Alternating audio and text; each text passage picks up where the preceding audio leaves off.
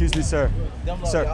Sir, is this your Rolls-Royce? No, that's not my Rolls-Royce. This is her Rolls-Royce. Excuse me, baby. Ma'am, quick question for you. Is this your Rolls-Royce? That is my Rolls-Royce. How did you get rich? As a business owner, entrepreneur, Did you come from a rich family? Did you come from a lot of money? I come from a mother that sold.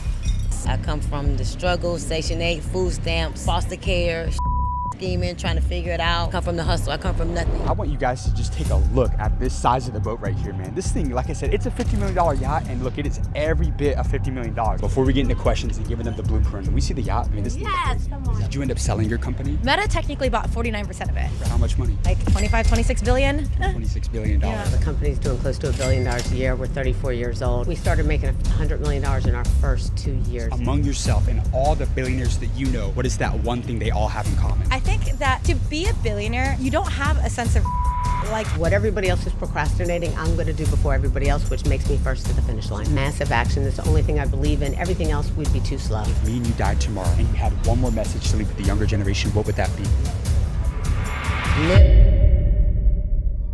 I'm about to interview some of the richest women in the world, from an 8-figure entrepreneur pulling up in her Rolls-Royce to a billionaire giving us a tour of her $50 million yacht. And later in this video, I'm flying to Beverly Hills to meet and interview Lucy Guo, the world's youngest self-made female billionaire. So today, my goal is simple. I want to find out how these women built their fortunes and what it actually takes to become financially free in today's world. So with that being said, let's go meet some billionaires.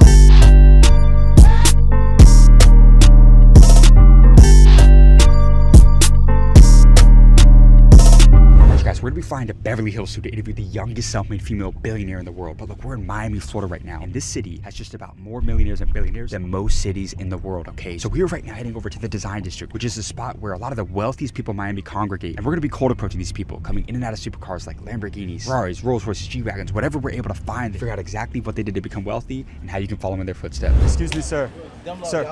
Sir, is this your Rolls-Royce? No, that's not my Rolls-Royce. This is her Rolls-Royce. Excuse me, baby. Ma'am, quick question for you. Is this your Rolls-Royce? That is my Rolls-Royce. How did you get rich? As a business owner, entrepreneur, So you got rich working for yourself? yes, working for myself, yes. And how long have you been an entrepreneur? Since I was 13. 13 years Yes, old? 13 years old. Did you come from a rich family? Did you come from a lot of money? No, I did not. I come from a mother that sold.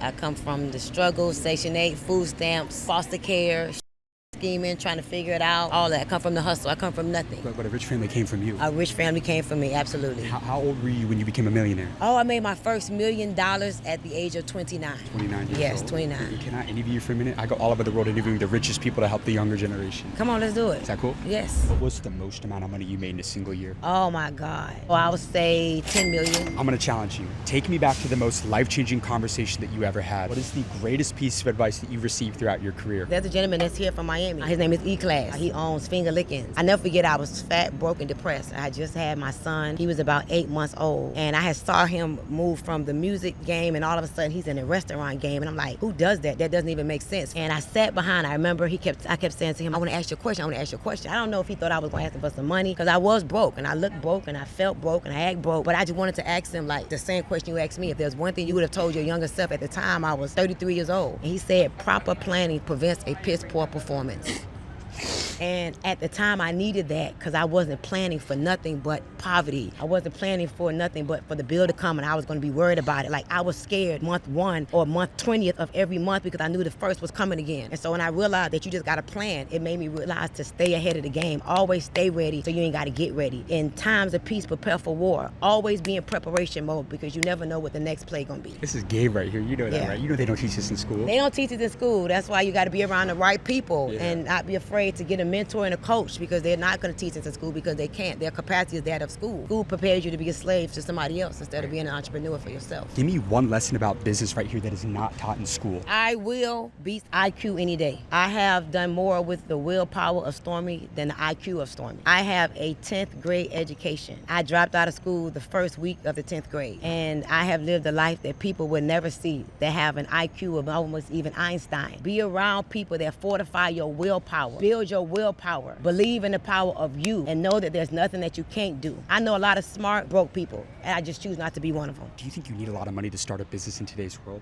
No, I started my first business that made me who I am today with $300. Just $300. Just $300. Damn, $300. So you don't need a ton of capital. You just need to take action. I was just with a billionaire that I was introduced to by the grace of God that started his $1 billion company with $4,000, and he just sold it for $4 billion. There's a company that I use. It's called Busy, and I use it to start all of my companies. What is it called? It's called Busy. Busy. And it lets people start their business overnight. It forms the LLC for them. They don't have to do all the paperwork. You don't have to go out there and hire a lawyer. And I partnered up with Busy to pretty much give everybody access to 50 companies they can start for less than $500. Damn. Should we give them the access? Yeah, that's amazing. That's amazing. I'm convinced that most millionaires believe in God. Do you believe in God? I believe in God. He's the Alpha and the Omega, and he had a son named Jesus that he showed us the power of sacrifice and living life after the crucifixion. For I love that you're not afraid to say Jesus either. No, I'm not afraid. I wasn't always like that, though. Why not? I grew up with no God and no church. My mom went to church with me twice, once at my friend's funeral and once at her funeral. So I didn't grow up in Christianity. I figured it out along the journey. I read the Bible every day, and so now I know that God lives within me. How old are you now? 46. If me and you died tomorrow and you had one more message to leave with the younger generation, what would that be? Live full, die empty. Nothing is permanent. Be okay with things changing. Nothing is gonna be the same all the time. And if you could understand that nothing is permanent and be okay with the things that go and the things that come, you won't be so emotional when things go away that you probably didn't want to go away. They're supposed to go. That's the part of life. Life is supposed to grow and become and grow and become. It's a cycle. So nothing is permanent, and be okay with that. You have amazing advice. Thank you so much for your time. I appreciate that. Thank you so much. I connect with all the millionaires and billionaires I interview. Could I get your number? Yeah, you want my number? You gonna help me make some money? Let's make money together. Let's Come do on. it. We just interviewed a self-made millionaire outside of her Rolls-Royce out here in Miami, and that was an incredible conversation. But I know you heard what she said. She said a proper planning prevents a piss-poor performance, and that applies directly to business. Because I've noticed something after interviewing all these millionaires and billionaires. Look, they don't just have ideas. They structure their business properly from day one. That's why I tell everyone to use Busy. Busy makes it insanely simple to set up your LLC or S Corp. They handle all the paperwork, they help protect your personal assets, and they even help you set up the right way for taxes. So look, you don't have to overthink it. You don't need some crazy lawyer. You can literally get your business set up in minutes. And here's the truth, guys. Look, let's go even deeper. Because most people think that you need a ton of money to start a business in today's world, but you don't. That's why we partnered up with Busy to give you access to something special. We're giving you a list of 50 businesses that you can start for less than $500. So now you've got the ideas and the structure to do it the right way. So waste no more time, guys. Go down, click the link in the description of this video to set your business up with Busy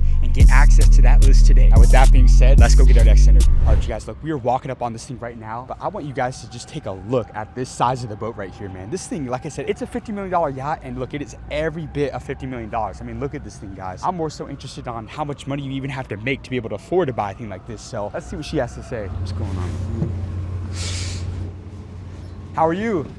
How you doing? Lauren, it's great to meet you. Nice to meet you. for How are having you? me. Great, doing good. Thank you for having Come us on out. up. Come on. We were just letting them know, man. This is a crazy yacht right here. Thank you so much. Growing up, did you have any idea that this was going to be possible and you were going to be able to own a yacht like this one day? I didn't envision a yacht like this, but I did envision that anything was possible for sure. People underestimate the amount of work that it takes to become this successful. Oh, for sure. I think people underestimate it. I want everybody to know that they're possible, but they got to put in the work. Well, I have one rule for all of my interviews. There's no holding back. We're going to give them the blueprint on Let's give how it to to them. make it and build not just $1 million, but $1 billion company in I today's love world. it. Let's give it to them right now. I'm ready. Let's do it. Let's go. Come Let's on. go.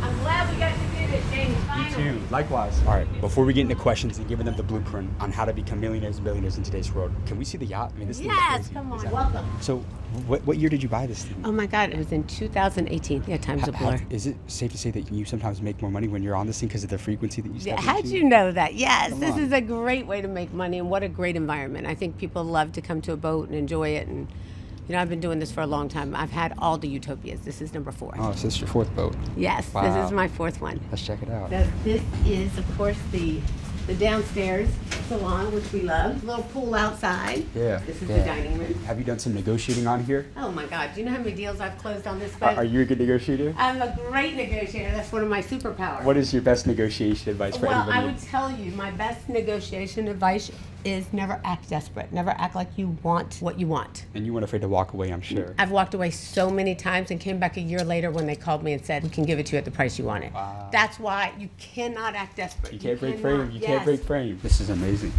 It's beautiful. It's very safe to say you could easily live on this thing. I've lived on it when I've had to, when I've been under construction at different places. But yeah, this is my room and I love it. It's beautiful. This is where it all happens in here. Rolls-Royce engines. Look at that right here. She's not lying. The Rolls-Royce steering wheel right there. That's amazing. You interviewed a friend of mine. Sweet. Wow. So what did you do? What was your business? I own one of the largest e-commerce online marketplaces in the world, Market America. Actually. Yes, actually. How did you get into this business? My husband and I started, in 1992 before the internet really existed. It was dial-up back then, and there was the big Macintosh computers, and nobody really had internet, but we really believed that one day people would shop online, and we banked on it. Let me ask you this. Do you think everybody's built for entrepreneurship? Oh, I think everybody has what it takes. Not everybody's want to do the work. Now, why do most business owners fail in today's world? 8 out of 10 companies don't make it past 5 years. It's crazy. I think they quit before they hit success. It gets tough, and then they throw in the towel rather than tying a knot at the end of the rope and holding on and just saying, you know what, I'm going to keep going. Because success generally is right around the corner when people are getting ready to throw in the towel. Did you almost quit? Oh, so many times it got tough, I just wouldn't quit. Why not? I just knew that this was going to happen. I knew the internet was going to come to life. I knew that people would eventually be done with dial-up, get computers, and this would be the way of shopping. How many employees do you have? Oh my God, I have over 950 employees across the world, actually, across the globe. 1,000 employees. Yeah. What's your best leadership advice to anybody running a company in today's world? Oh, I think that when you don't know what to do nothing. So many people react to situations, and my rule is if I don't know what to do, I take my time and I'll let you know when I'm ready. So you don't make desperate decisions? I don't make desperate decisions. I really think them through. And I do the hardest things first. I think that's what a great leader does. What everybody else is procrastinating, I'm going to do before everybody else, which makes me first to the finish line. So you take massive action? Massive action. That's the only thing I believe in. Everything else would be too slow. So ideas are cheap, but execution is everything. Execution is everything. And ideas are great, but you got to execute. What was the most amount of money you made in a single year? The company's doing close to $1 billion a year. We're 34 years old. We started making $100 million in our first 2 years. It's pretty crazy when we started in 1992. How did you get to $100 crazy. million? We knocked on doors. We talked about products. We started creating products when we didn't even have the money to have products. We have our own products, plus we sell other people's products. So we actually have over 300 brands of our own, and we started knocking on doors selling our products and telling people one day you'll be able to buy them online. As a $1 billion founder, what's the best financial advice you'd give to the younger generation? Save money. Save money and invest in yourself. Nobody talks about saving money anymore. Save money. Stop wasting money on the fancy shoes. I didn't buy all the fancy shoes. I didn't buy the cars. I didn't have all the stuff. We did not ever even buy a house. I didn't even have a ring from my husband at the time until we could afford to have that same amount of money in the bank. So we saved. But you can't save your way to wealth, though. No, but you know what? You can save and invest in yourself. Invest in yourself. Invest in your dreams. If you have a dream, go for it. But you got to put blood, sweat, and equity into that. You know what I mean? It's got to be blood, sweat, and tears. So how much money do you think people should be making before they buy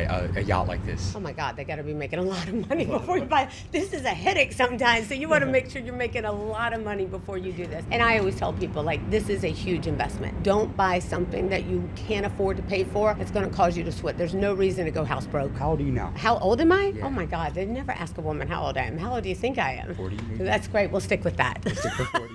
Let me ask you this right here. If me and you died tomorrow and you had one more message to leave with the younger generation, what would that be? Oh my God, live your best life. Life is short. It is precious. It's later than you think. Most people are alive, but they don't really live. They don't start living till it's too late. We know how much money we have in our bank, but we don't know how much time we have left. You have amazing advice. Thank you. Thank you so much for your time. Thank you. I really Thank appreciate you. that. Guys, we just finished interviewing a billionaire on her yacht, and she just gave us an incredible interview from start to finish. And we got a little tour of the yacht while we were there. But look, as you can see, I got a different outfit on right now because I'm getting ready to head to the airport to fly out to Beverly Hills and interview the youngest self-made billionaire in the entire world, Lucy Guo. Lucy became a billionaire after selling part of her AI company to Meta for billions of dollars, you guys. And I'm about to get the blueprint from her on how she built a $1 billion company and how you can become wealthy in today's world.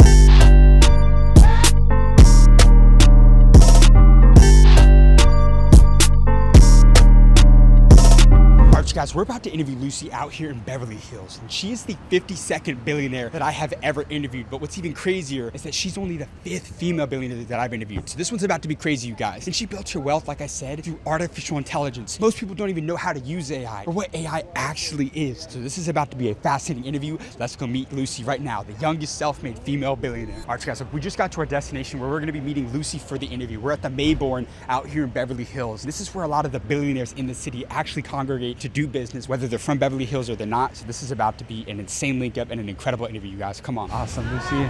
How are you? Doing well. How are you? Nice. It's great to see you. Good to see you. see you. Yeah, super happy we were able to make it happen. Yeah, same here. It's super inspiring Awesome. what you've done. Yeah, you know, thank so you. I think it's super cool. You Sweet. know, I've interviewed now my 52nd billionaire. That's crazy. How many are there? Probably like 3,000, something like that. Okay, But, so but you're only still early. but only the 5th actual female billionaire that I've done. Okay, so cool. It's super exciting Love to it. me that we're able to make it happen. Yeah. So I have one rule for all the interviews though. There's no holding back. We got to give them the blueprint on how Okay. to on how to build a $1 billion company in today's Sounds world. good. Can we make that happen? We can try. What was that first big company that you started? Yeah, so we were the picks and shovels of the AI industry, so we really help label data for other AI companies to help train their models. So self-driving cars are one of our first customers. They sent us like all their images, LiDAR data, videos, etc., and we would help them label what was a car, pedestrian, stop sign on the road. This obviously evolved into other tasks that we did, but that was what helped that company reach unicorn status. Did you come from a lot of money? No, I didn't. My parents were Asian immigrants. So what was your turning point to financial freedom? What did you see early on that made you want to go out there and build a $1 billion company? Honestly, I started pretty young. I was a kid when I started trying to make money on the playground. Because How old were you? In kindergarten, I started making money on the playground, and then when I was like in second grade, I started making money on the internet because I wanted to buy certain things my parents wouldn't let me have, or like just didn't want to buy, I guess, like a skateboard. Like I love skateboarding, but I wasn't allowed to have a skateboard. So I was figuring out how to make money on the internet to buy things like that. So you went to college though. Where did you go to school? Carnegie Mellon. Did college help you become a billionaire? In some ways, yeah. So I actually dropped out. I got the Teal Fellowship, so got paid $100,000 to off. But I would say that like in college, I met my future hires, right? And I do think that is something that like every single person should do. It's the difference between I think becoming a billionaire or not. Is your network is really your net worth. And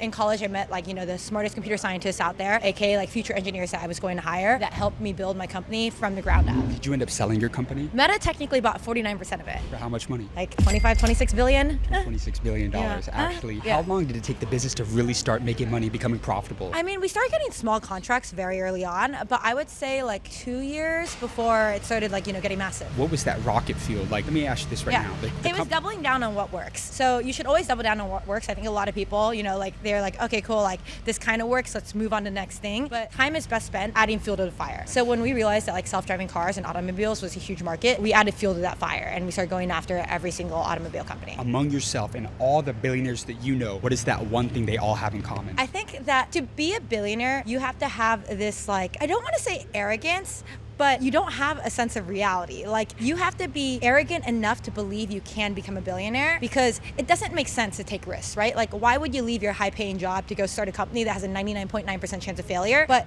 in order to be a billionaire, you have to go do that and like take that risk that people aren't willing to take and have this like relentless belief that you can do it. So do you have to be a little crazy to become a billionaire? You have to be absolutely crazy, yes. Would you consider yourself to be crazy? I think so. I'd also say like don't spend too many resources.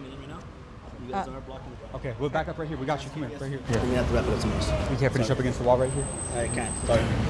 As a billionaire, are you happy? I am probably one of the happiest people on this planet. Are you actually? Yes. Why are there Yeah. so many depressed billionaires though? I think a lot of billionaires try to find happiness through material possessions. I think what happens with especially a lot of men is that once they become a billionaire, they try to use money to like attract women, but that's not really like fulfilling as a life, right? I'm just vibey. And I think one example is like I spent a massive amount of money at Coachella, and I think I'm the only billionaire who would have done that without like trying to get laid. I was just vibing with people. Yeah. If you lost everything tomorrow, could you make it all back? I think so, yeah. You would? Yeah. And what would you do? I just built another AI company. Is that the greatest opportunity in our lifetime right now? I think it's the greatest opportunity in our lifetime right now because it's the first time also that like anyone can build a tech company, right? Because I think a lot of people are like ideas people, but they can't build tech companies because they don't have the technical skills. And before we used to make fun of these people, but now it's like if you have product sense, if you have marketing, etc., like you're actually at an advantage because we have all these tools to help you build tech companies. But I think AI right now, because it's so new and there's so many untouched industries that can be made 1,000 times more efficient with AI. And when you can change the P&L of a business, you have a unicorn. How old are you today? I am 31 today. Yeah. If me and you died tomorrow and you had one more message to leave with the younger generation, what would that be? Well, if you're in college, there's nowhere else on earth, like in your lifetime, where you're going to be around a dense population of people of a similar intelligence level that